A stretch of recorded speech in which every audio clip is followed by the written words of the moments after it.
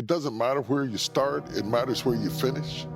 That most people who I have met in life who did exceptional things, it was always a comeback from exceptional crushings. Yeah.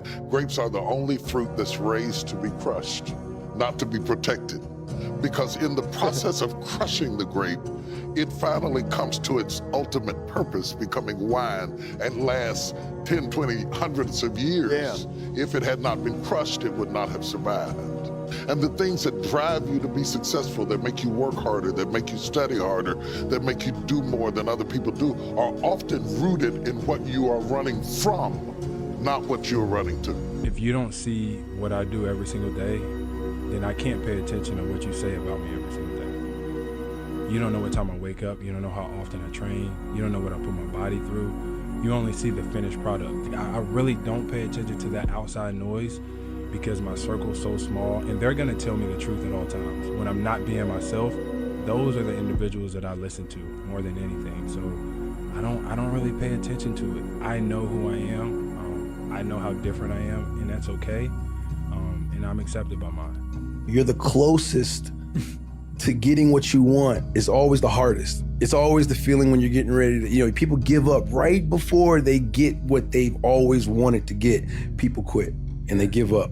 And I will not be the person who quit before I got what I wanted or what I needed or what I felt I was supposed to have. I'm gonna keep grinding, I'm gonna keep knocking on the door until I get what I feel. That's been something I've always felt. Everybody that you fight is not your enemy, and everybody that helps you is not your friend. And that's what life taught me. Remember, only the disciplined ones are free in life. If you are in discipline, you are a slave to your moods. You are a slave to your passions. But there is a quote which says, the best time to plant a tree was 25 years ago. The second and the best time is today. Plant the tree of self-discipline. When someone closes a door in your face, all you have to remember is when God allows them to close the door in your face, all God wants you to do is walk up the hall. It's some more doors. You just got to walk up the hall. Because I can promise you, he got a better door that he wants you to go through than the one that got shut in your face. And one of the most important lessons in life that you should know is to remember to have an attitude of gratitude, of humility. Understand where the gift comes from. It's not mine, it's been given to me by the grace of God.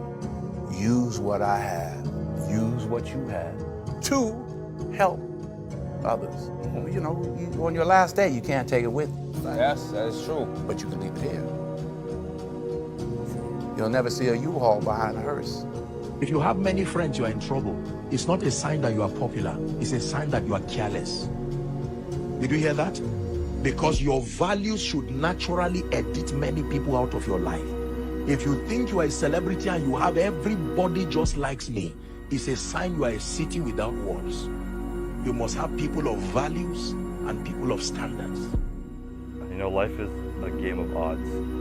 There's a few things that aren't up to odds and possibility, like discipline you have, the work you put in, your effort, all these things, and then so much other stuff is left up to chance. Just whatever the universe throws at you, you have no control over. So all you can do is perfect the things that are in your control as best as you can and roll with the punches as they come. So it's a little fucking life advice there. Life's up to odds, control what's not in the odds. It's the only secret I got right now. And have a fucking amazing partner who's got your back and can keep you grounded and your home grounded. Very important. Try to be still and understand that things come and go. Emotions come and go. The important thing is to accept them all, to embrace them all, and then you can choose to do with them what you want versus being controlled by emotion. A lot of times I've seen players, even myself, when I was younger, being consumed by a particular fear, and to the point where you're saying, okay, nah, it's not good to feel fear. I shouldn't be nervous in a situation like that. And it does nothing but grow. versus stepping back and saying, yeah, I am nervous about the situation. Yeah, I am fearful about the situation. Well, what am I afraid of? And then you kind of unpack it. And then it gives you the ability to look at it for really what it is, which is nothing more than your imagination running its course, you know?